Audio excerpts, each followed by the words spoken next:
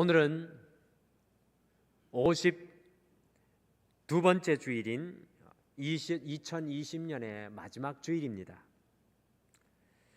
한 해를 가만히 돌아보면 얻은 것보다 잃은 것이 많은 한 해였고요, 전진이 아니라 퇴보한 것과 같은 한 해였으며, 창살 없는 감옥에 갇힌 것과 같은 멈춘의 시간이었습니다. 많은 사람들이 직장을 잃었고 생계의 위기 앞에 언제 끝날지 모르는 두려움의 터널을 지나가고 있으며, 모든 것으로부터 단절되는 아픔을 겪어야 하는 단절의 시간이었습니다. 우리의 모든 일상을 잃어버리고 마스크로 얼굴을 가린 채 서로를 경계하며 따뜻한 손조차 쉽게 내밀지 못하는 두려움의 시간이었습니다. 더욱 두려운 것은 2020년의 문제가 여전히 우리의 발목을 잡아 새롭게 시작하는 2021년을 소망의 눈으로 바라보지 못하게 하고요, 어떠한 계획도 우리가 쉽게 세울 수 없다라는 것입니다. 매주일 만나 믿음의 가족으로, 때로는 젖은 눈물로, 때로는 환한 웃음으로, 따뜻한 위로로 말씀과 삶과 음식을 나누던 교회의 문이 굳게 닫혀버렸습니다. 언제나 답답할 때면 찾아가 십자가 앞에서 마음껏 우리의 괴로운 마음을 쏟아놓으며 찬양하고 기도하던 그 예배의 자리를 잃어버렸습니다. 이렇게 한 해가 끝나는 것인가? 이렇게 한 해가 끝나는 것인가라고 혼자 말을 수없이 되뇌이게 하는 실감나지 않은 한 해의 마지막 주일입니다. 대나무의 마디마디는 시간이 지나면 성장의 매듭을 짓고 새로운 성장을 이루어가지만 2020년은 과연 어떻게 매듭을 지어야 할지 판단이 잘 서지를 않습니다. 마디의 매듭을 단단히 짓지 못하는 대나무는 언젠가는 강풍에 꺾어질 수밖에 없듯이 다시는 돌아가고 싶지 않은 2020년일지라도 이번 한 주 동안 우리가 매듭을 지어야 다시 2021년을 우리가 시작할 수 있는 새로운 힘을 얻게 됩니다. 우리가 어떻게 이 2020년을 매듭 지어야 할까요? 그것이 오늘 이 주일의 영적인 질문입니다. 그리고 이번 한 주 우리가 살아가면서 끊임없이 던져야 할 우리를 향한 질문입니다. 우리가 걸어온 2020년을 돌아보면 마치 밤이 새도록 인생의 그물을 수고하여 내렸지만 단 한 마리의 고기도 잡지 못한 것과 같은 빈손, 빈 그물, 빈 배와 같습니다. 오늘 그 사람이 바로 베드로입니다. 함께 읽으신 요한복음 21장은 다른 어떤 복음에서 나오지 않고 오직 요한복음에만 나오는 매우 개인적인 말씀인 것 같지만 마태, 마가, 누가, 요한복음 곧 이 사복음서를 매듭 짓는 결론이 요한복음 21장의 이야기입니다. 이 요한복음 21장은 그래서 굉장히 중요합니다. 3년간 예수님을 열정으로 쫓았던 베드로가 예수님을 부인하고 철저하게 빈손, 빈 거물, 빈 배의 인생길을 걸었던 이야기인데, 저는 성령님께서 복음서의 마지막에 이 베드로의 이야기를 사도 요한을 통해서 기록하게 하신 것은 결코 우연이 아니라 하나님의 깊은 뜻이 있다고 생각합니다. 그것은 바로 모든 인생이 어느 순간에 만날 빈손과 빈배, 빈 그물의 아픔의 순간을 만나게 될 때 베드로를 통해 용기를 얻게 하시고 새로운 시작을 하게 하시기 위함이 아닐까 생각을 합니다.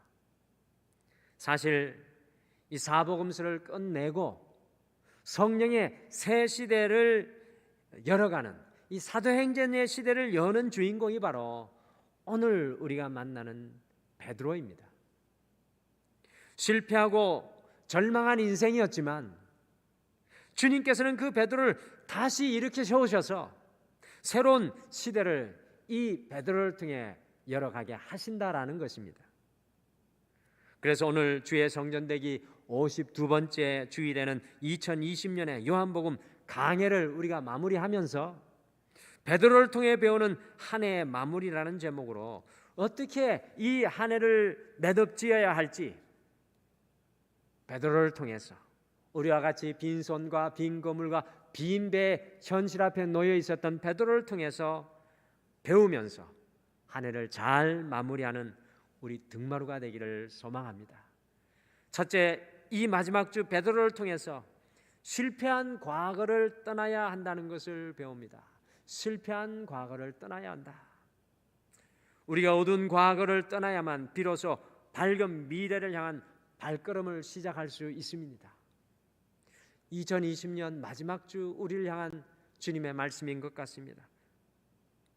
제가 영국에 있을 때 청년들을 가르치는 목사로 사역을 했는데요, 대부분의 청년들이 이 만체스터 대학교와 대학원에 다니는 학생들로서 이 집안 배경이나 환경이 아주 좋은 학생들이었고요, 상당히 유능한 청년들이 많이 있었습니다.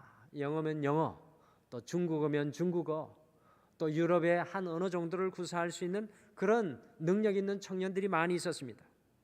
그런데 안타까운 것은 이렇게 앞날이 창창한 청년들 중에 간혹 과거의 실패나 상처에 매여서 전진하지 못하고 늘 제자리만 맴도는 청년들이 꽤 많이 있었다라는 것입니다. 현대 심리학에서 자주 사용하는 말 중에 adult child, 이 성인 아이라는 단어가 있는데, 그것은 어린 시절의 상처를 성인이 되어서도 극복하지 못하고 상처받은 그 아이의 모습이 성인이 되어서도 여전히 나타나 괴롭히는 것입니다. 실패한 과거를 떠나지 못하고 과거에 묶여 있는 인생의 모습이 성인 아이라는 말입니다. 오늘 본문에 보시면 베드로와 제자들 역시도 미래가 아닌 과거로 역류하고 있는 것을 발견합니다. 미래가 아닌 과거로 역류하는 베드로와 제자들의 모습입니다. 같이 요한복음 21장 3절을 함께 읽겠습니다. 3절 말씀 같이 읽겠습니다. 시작. 시몬 베드로가 나는 물고기 잡으러 가노라 하니 그들이 우리도 함께 가겠다고 하고 나가서 배에 올랐으나 그날 밤에 아무것도 잡지 못하였더니, 베드로와 더불어 무려 7명의 이 제자들이 배를 타고 고기를 잡으러 갔습니다. 제 생각에는 배 한 척이 아니라 최소 2척은 몰고 나가 고기잡이를 하였을 것입니다. 그런데 우리의 시선을 강하게 잡아 끄는 구절이 그날 밤에 아무것도 잡지 못하였더니 라는 말씀입니다. 갈릴리의 어부로 잔뼈가 굵은 이들이 실력이 없어, 기술이 없어, 고기잡이에 노하우가 없어 아무것도 잡지 못한 것입니까? 그렇지 않습니다. 우리 예수님께서 5절에 과거의 삶의 자리인 업으로 돌아가 고기 잡고 있는 제자들에게 안타깝게 물으셨습니다. 너희에게 고기가 있느냐? 제자들의 대답이 무엇이었습니까? 없나이다. 과거를 떠나지 못한 인생에게 빈손, 빈 그물, 빈 배만 기다릴 뿐입니다. 예수님이 함께 하시지 않는 과거는 결코 우리가 다시 일어나는 재기의 장소가 될 수가 없습니다. 믿음의 사람 톨스토이의 유명한 3가지 질문이 있습니다. 첫째, 세상에서 가장 중요한 때는 언제인가? 바로 지금 이 순간입니다. 둘째, 세상에서 가장 중요한 사람은 누구인가? 지금 우리가 만나고 있는 사람입니다. 셋째, 세상에서 가장 중요한 일은 무엇인가? 지금 만나는 그 사람을 사랑하는 것입니다. 오늘 베드로는 자신의 실패와 좌절과 절망으로 자신의 과거로 달려가고 도피하고 말았습니다. 하나님 없는 자신의 과거를 향하였습니다. 그리할 때 그의 손은 빈손이 되고 말았습니다. 우리가 오늘 실패와 절망의 자리에 있을지라도 과거가 아니라 지금이 중요합니다. 지금 이 시간이 중요합니다. 마이크로소프트 창립자 빌 게이츠는 그의 저서 미래로 가는 길에서 이런 글을 남겼습니다. 나는 내 기업을 경영하던 초기에는 성공의 가능성, 성공의 경험만을 가진 사람을 쓰고 고용하고자 했지만 이제는 생각이 달라졌다. 난 이제 되도록 실패의 경험을 가진 사람을 고용하고자 한다. 왜냐하면 실패도 자산이기 때문이다. 그러나 무조건 실패한 사람을 쓰겠다는 것이 아니다. 난 그들에게 실패를 통해 무엇을 배웠는지가 먼저 묻고자 한다. 지나간 실패의 과거가 중요한 것이 아니라 과거의 실패를 지나 그것을 극복하고 그 실패를 통해 지금 무엇을 배웠는가가 중요합니다. 오늘 베드로는 과거의 실패를 떠나 그것을 극복하고 지금 배우는 것이 아니라 과거의 실패의 자리를 떠나지 못하고 있습니다. 이것이 베드로의 문제였습니다. 그러나 오늘 말씀에서는 결국 우리 예수님께서 베드로에게 내가 나를 사랑하느냐라고 3번 질문하시며 도전하시고 과거의 실패의 자리를 떠나 베드로가 지금 오늘을 살아가는 인생으로 바꾸어 주셨습니다. 지금 오늘을 살아가는 인생이 중요합니다. 사랑하는 성도 여러분, 2020년 마지막 주간은 우리의 모든 과거의 실패의 자리, 절망의 자리, 아픔의 자리를 떠나서 이 한 주간 주님 앞으로 달려나가는 이 한 주간이 되기를 간절히 부탁합니다. 주님께서 우리에게 주신 지금의 시간을 소중히 여기며 믿음으로 다시 베드로와 같이 지금 일어나시기를 축복합니다. 우리의 인생은 어디에서 왔느냐보다 지금 어디로 갈 것인가가 중요합니다. 주님과 함께 내가 지금 어디로 갈 것인가가 중요합니다. 한 해의 이 마지막 주 베드로를 통해 실패한 과거를 떠나야 한다는 도전을 가슴에 품고 한 해를 이번 한 주 주님과 마무리하시기를 바랍니다. 둘째, 이 마지막 주 베드로를 통해 주님의 현존을 경험해야 한다는 것을 배웁니다. 주님의 현존을 경험해야 한다는 것을 배웁니다. 한 시대를 풍비하였던 스타 작가 중에 오혜령 씨라는 분이 있습니다. 이분이 이화여고 연세대 영문과를 졸업하고 64년, 65년 중앙신춘 문예에 잇따라 당선이 되었고요. 영화 연극 문예상, 연극 대상도 수상하였습니다. 신문이 오혜령 씨에 대해서 이렇게 평가를 했습니다. 신은 그녀에게 너무 많은 것을 주었다. 여럿에게 나누어 주실 수 있는 것을 그에게만 주셨다. 1976년 36세의 나이로 세계 언론 작가회의 사무총장에 뽑히기도 하였습니다. 오혜령 씨가 스스로 고백하기를 자기가 너무 잘 나가서 하나님 없이도 살 수 있다고 생각하며 세계 언론인 작가회의 사무총장으로 인생의 절정을 누리며 브레이크 없는 인생을 살아갈 때 그만 말기암 진단이 내려져 3개월 시한부 인생이 되고 말았습니다. 생사를 오가는 투병 중에 부활하신 주님을 극적으로 만나서 지금까지도 생전에 계신데 이분이 이런 가슴절절한 신앙 고백이 담긴 책을 썼습니다. 당신 없는 인생은 빈 그물이오니. 당신 없는 인생은 빈 그물이오니. 그 책의 서문에 이런 시가 있습니다. 당신 없는 생의 호수에 그물을 던지고 물고기가 잡히기를 바랐던 지난 나날들은 죽은 시간이었습니다. 오 주님, 이제 당신께서 그물을 채워주소서. 그러면 저는 비로소 살 것입니다. 인생의 가장자리에 서 계신 부활의 주님, 당신 없이 한평생 수고해 봐야 우리 인생은 빈 그물이옵니다. 날마다 호숫가에서 저희를 기다리시는 당신을 바라보게 하옵소서. 오늘 제자들이 빈손, 빈 그물, 빈 배의 아픔 가운데 있을 수밖에 없었던 두 번째 이유가 4절에 나옵니다. 우리 4절 말씀 같이 한번 읽어보실까요? 4절을 함께 읽겠습니다. 시작. 날이 새어갈 때 예수께서 바닷가에 서셨으나 제자들이 예수이신 줄 알지 못하는지라. 제자들이 그들의 인생에 함께 하시는 주님을 바라보지 못할 때 그들의 인생은 빈손이었습니다. 여러분들, 우리의 인생의 어두움과 절망이 깊으면 깊을수록 우리에게 필요한 것은 주님께 더욱 가까이 나아가는 것입니다. 오늘 유진이라님이 첼로로 고백했던 것처럼 내 구주 예수를 더욱 사랑하는 이 고백이 우리에게 필요합니다.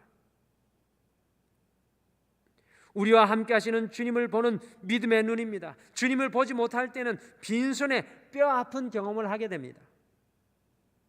그러나 7절에 비로소 예수님의 사랑하시는 제자 요한이 그들과 함께 하시는 예수님의 현존, 지금 나와 함께 하시는 예수님, 지금 내 삶에 함께 하시는 예수님, 나의 빈손과 빈 거물 속에 함께 하시는 그 예수님을 깨닫게 되었습니다.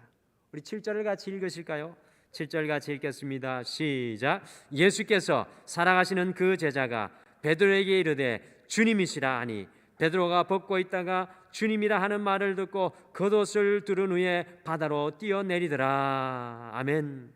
그 빈손, 빈 거물, 빈 배의 상황 속에서 아무도 주님의 현존을 보지 못했지만 주님과 가장 친밀하였던 제자 사도 요한이 호숫가에 서 계신 분이 주님이신 것을 알고는 주님이시라, 주님이시라고 외쳤습니다.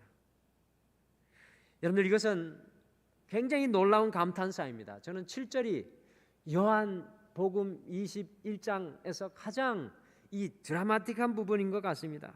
놀라운 감탄사인데 우리 한국말로 번역된 것을 읽으면은요, 이 감탄에, 요한의 감탄이 느껴지지 않습니다. 주님이시라, 이 성경 원어를 그대로 표현하지 못하고 있습니다. 사도 요한이 너무나 감격하여서 헬라어로 호 퀴리오스 에스틴, 정령 주님이십니다. 주님께서 함께 하십니다. 주님께서 우리의 빈 배와 그 빈 그물에 함께 하십니다라고 외치고 있는 것입니다. 사도 요한은 예수님을 발견하는 영적인 눈을 가졌지만 베드로는요, 예수님이라는 소리를 듣고 겉옷을 두르고 물속으로 뛰어들어서 약 100m를 헤엄쳐서 주님께 나가는, 행동하는 믿음이 있었습니다. 한 해를 마감하며 우리에게 가장 중요한 것은 과연 무엇입니까? 지금도 우리와 함께 하시는 예수님을 사도 요한과 같이 고백해야 합니다. 지금 나의 이 절망 속에, 지금 나의 이 어려움 속에, 지금 나의 이 한 해 마지막 속에 함께 하시는 그 주님을 고백해야 합니다. 호 퀴리오스 에스틴, 정령 주님이십니다. 주님께서 함께 하십니다. 그리고 베드로와 같이 그 주님을 향하여 과거에서 과감하게 뛰쳐나와 우리의 모든 것을 던져 주님께 나아가야 합니다. 그리할 때 어떤 역사가 일어났습니까?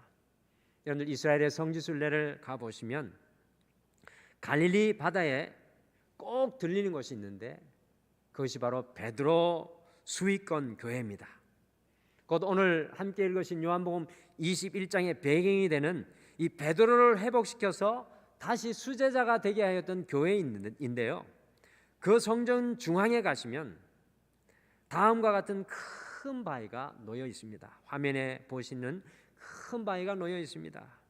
이 바위의 이름이 라틴어로 멘사 크리스티인데요, 이것은 그리스도의 식탁입니다.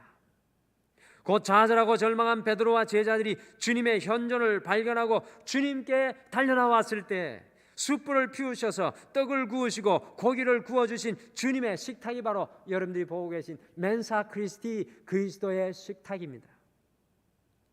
사랑하는 성도 여러분, 2020년 한 해를 마감하며 새로운 한 해를 시작하는 우리 역시도 우리의 삶의 모든 것에 지금도 살아 현존하시는, 이 코로나19 가운데서도 살아 현존하시는 우리 주님을 발견하고 경험해야 합니다. 그리할 때 베드로와 제자들에게 식탁을 차려주셨듯이 우리에게도 주님의 능력을 공급하시는 식탁을 차려주실 줄 믿습니다. 이번 한 주 우리의 삶에 현존하시는, 지금 나와 함께 하시는 그 주님을 발견하셔서 주님의 식탁으로 지친 우리의 마음과 삶에 주님의 능력을 이번 한 주 다시 한 번 더 공급받으시는 여러분과 제가 되기를 간절히 축복합니다.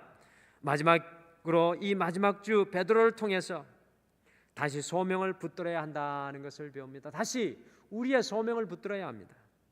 예수님께서는 요한복음 21장에서 자신을 3번이나 부인한 베드로를 꾸짖고 그의 잘못을 지적하기 위해서 오신 것이 아닙니다.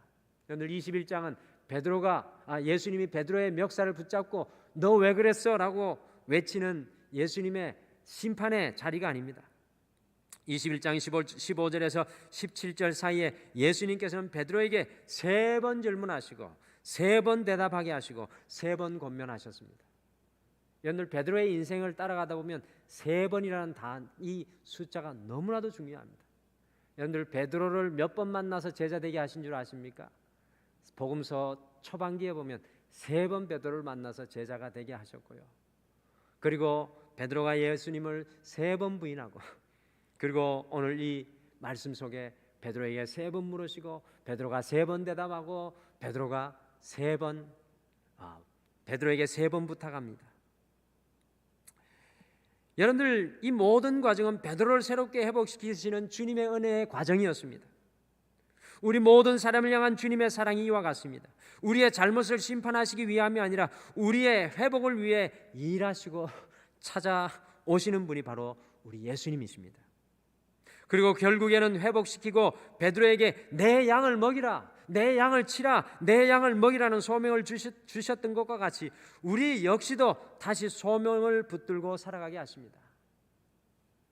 한 성경학자는 성경의 하나님을 God of the second chance, God of the second chance, 곧 두 번째 기회를 주시는 하나님이라고 하나님을, 성경 속의 하나님을 표현했습니다. 두 번째 기회를 주시는 하나님. 하나님께서는 자기 아내를 누이라고 거짓말한 아브라함에게도 두 번째 기회를 주십니다. 아버지를 속이고 장자권을 부당하게 찬탈한 야곱에게도 다시 믿음의 조상이 되는 두 번째 기회를 주십니다. 애굽인을 살해한 모세에게도 여전히 출애굽의 숙제를 맡기십니다. 타락한 장사 솔로몬에게도 마지막 명예 회복을 기회를 주셨습니다. 자신의 부하를 사지에 몰아넣고 부하의 아내와 간음한 다윗에게도 하나님의 마음에 맞는 사람의 삶을 마무리할 두 번째 기회를 주셨습니다. 하나님의 성교의 명을 거절하고 도피하는 배에 오른 요나에게도 다시 두 번째 기회를 주십니다. 요나서 3장 1절에서 2절 말씀을 같이 읽겠습니다. 요나서 3장 1절과 2절 같이 읽겠습니다. 시작. 여호와의 말씀이 두 번째 요나에게 임하니라. 이르시되 일어나 저 큰 성읍 니느웨로 가서 내가 내게 명한 바를 그들에게 선포하라. 아멘. 주님의 낯을 피하여서 도망하였던 요나에게 다시 소명을 붙들고 살아가게 하십니다. 두 번째 기회를 요나에게 주신 것입니다. 2020년 한 해를 마감하며 우리가 다시 붙잡아야 하는 것이 바로 하나님의 소명입니다. 하나님께서 우리가 2021년을 시작하며 다시 붙잡기를 원하는 것은 우리의 두려움도 아니고 우리의 걱정도 아니고 우리의 한숨도 아닌 하나님의 소명을 다시 붙잡기를 원하시는 것입니다. 소명을 붙잡은 사람은 실망하지 않고 좌절하지 않고 지치지 않습니다.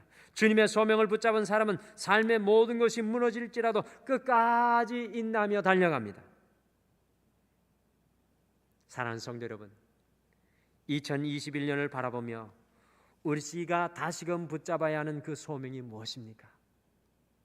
저는 등마루 교회 담임 목사로 이번 한 주 이 소명에 대해서 무릎 꿇고 기도할 것입니다. 또 우리 성도님들이 이 소명에 다시 한 번 더 반석 위에 세워질 수 있도록 여러분들 위해 기도할 것입니다. 오늘은 베드로를 통해 한 해의 마무리의 매듭을 어떻게 지어야 할지 배우게 됩니다. 첫째, 한 해를 매듭 짓기 위해 실패한 과거의 자리를 떠나야 합니다. 둘째, 주님의 현존, 지금 나와 함께 하시는 주님을 다시 한 번 더 보고 경험해야 합니다. 마지막으로 다시 소명을 붙드셔야 합니다.